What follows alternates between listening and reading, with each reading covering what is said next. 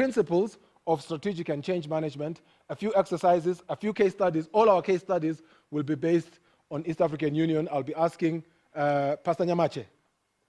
I will be asking you included, and all the other pastors who are heads of fields and conferences here to actually say how they grappled with this when we were trying to implement it at the East African Union. But that's basically that. Objectives, this is what I was talking about, to understand the strategy process. What is a strategy? How do you go about implementing a strategy? To understand strategic management and its role within this division, to understand the skills required for effective strategic management. One of those skills is called the listening skill. I speak about this a lot. I will repeat it now. A skill called listening is one of the most important, one of the least taught skills in communication. Because if I come to you and say, I want to teach you how to listen, and I'm going to charge you, you'll think I'm mad, isn't it? I've already got 2 ears, I can listen. Now, there's a difference between hearing and listening. And we need to understand that. And you cannot successfully transform an organization without being able to listen. Most of us don't listen. All we do is we hear the first 3 words. And once you have heard the first 3 words, you engage your brain into formulating the answer. You are already thinking of what am I going to say in response. The brother is continuing to speak. All you are doing is you are just seeing lips moving. You are no longer listening. You are busy formulating your answer. And the answer that you are formulating is based on the first 3 words that you heard. And so you're waiting for him to just stop. As soon as the lips stop moving, you jump in with your answer, which is based on the first 3 words. And so you carry on and carry on. He doesn't get it, doesn't understand me.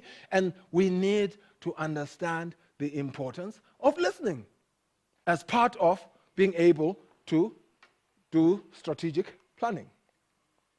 Teamwork. I don't care how good you are. It doesn't matter how many PhDs you have. You can have 3 doctorates in management, and you can have so many other qualifications. But you cannot do it alone. You cannot transform a whole division alone, a whole union alone, a whole conference of fields alone. Yes, you may have the visionary content, but that needs to be sold to others, and they need to buy into it. And forums such as these are crucial. So teamwork. Understand how to manage change. Now, I said there are 2 aspects. There's strategic management and change management. Strategic management, which is what we're doing today, answers the questions, where am I, where do I want to go, and how can I get there? Change management, on the other hand, says that I have to implement this strategy. And as I'm implementing this strategy, I will meet some resistance. Now, that resistance that I'm going to meet, and it's not that I will meet some resistance sometimes. Each time you want to implement something new, there will always be resistance. Are you with me? Yes. Because in any situation, there is always someone who is benefiting from the status quo. Always.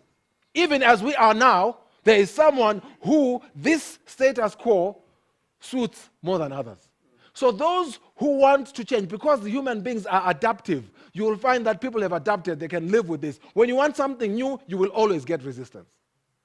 Now listen very carefully. Once you get that resistance, what you need to do...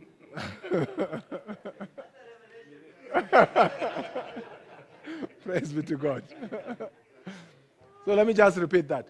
So basically, whenever you want to change or transform any order of things, you will get resistance. Not sometimes, but always. Because in any situation, there is someone who is benefiting from the status quo. So, once you become an accomplished strategist or change manager, and I'm hoping that you will acquire that quality between today and Sunday. When you announce something new, that you want to transform a certain order of things, and you don't get an expression of resistance, you must be worried. Because it means either someone is lying to you, or you have not included all the stakeholders who are necessary in order to make that change happen. So, two things. When you say, I'm going to transform this division, expect resistance. If you don't get that resistance, be worried. So what we're saying is that we want to be different kinds of people. Instead of announcing a change and sitting tight, fingers crossed, hoping there's no resistance. If there's no expression of resistance, we must know that either someone is lying to us, they're just pretending to be playing along, or we have not included all the stakeholders who are necessary in order to make that change happen. So, where does that take us? It takes us to the following. That each time we announce a change and we don't hear anything about resistance, we need to pause and find a way of getting people to digest and speak up about that change. Because each time someone speaks up about the change, what they do is they give you 3 opportunities. Anyone who challenges you gives you 3 opportunities. Number 1, he gets to give you an opportunity to explain the same thing again and in a different way. Number 2, so that helps you, yourself. Number 2, he gives you the opportunity to convert them from someone who is against you to someone who is for you. Number 3, he gives you the opportunity to explain to those others. You know, for every one person who asks a question, there are some 9 others who would have asked but are scared to ask. He gives you an opportunity to explain even to them. So when you suppress vocal people, you are actually doing a disservice to your objectives.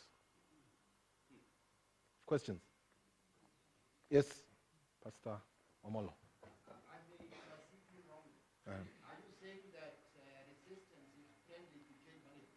I am saying it's a very necessary element. In fact, we're going to get to that slide, but there's a slide, maybe I can just take you quickly to that slide.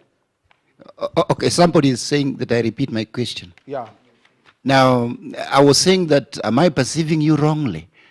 That resistance is friendly to change management. Yeah, and I said to you, so go to page 2 of your handouts and the first slide on page 2. Page 2, first slide, which says what is change management. The last bullet there says something about change management has 2 components. Change management approach and what? Read it from there. One is change management approach and the other one is what? Management of resistance. So for progress, this is the anatomy of progress. Okay, look at me. This is the anatomy of progress. Successful change happens this way. Change, resistance. Change, resistance.